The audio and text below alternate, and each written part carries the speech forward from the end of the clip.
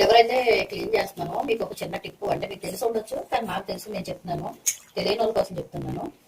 Liver fry చేసేటప్పటికి చేసినప్పుడు కొంతమందికి అదే కొంచెం నీసు వాసన లాగా అట్లా ఇట్లా వచ్చింది కదా తినేటప్పుడు. లివర్ అనేది ఈ కన్నకాయ అనేది ఉంది కదా, దీంట్లో ఇక్కడ కొంచెం ఇట్లా మనం క్లీన్ చేసుకున్నామంటే ఇగో చూపిస్తాను చూడండి.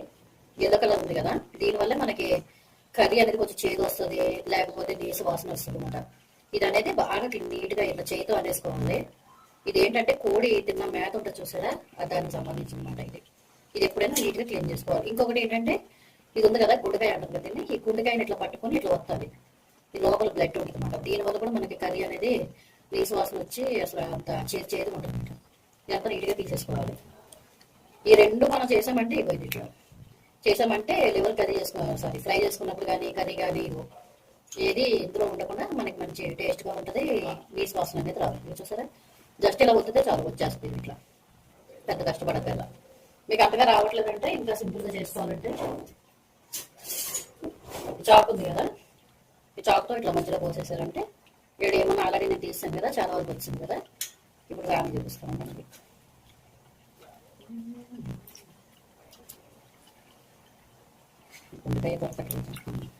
ఇప్పుడు ఇలా ఉంది కదా, దీంతో తీసేసుకోండి. ఇది అంత ఏం అవసరం లేదు. ఇట్లా మధ్యలో పోసుకోండి.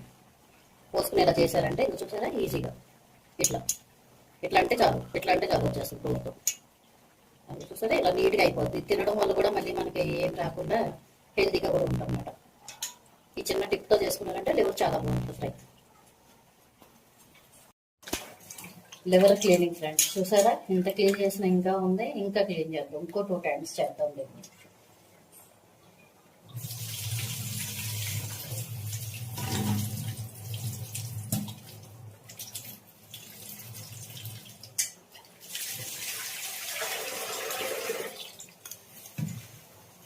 ఇలా వైట్గా వచ్చేసాయి అనమాట. ఇప్పుడు క్లీన్ అయిపోయినట్టు మనకి.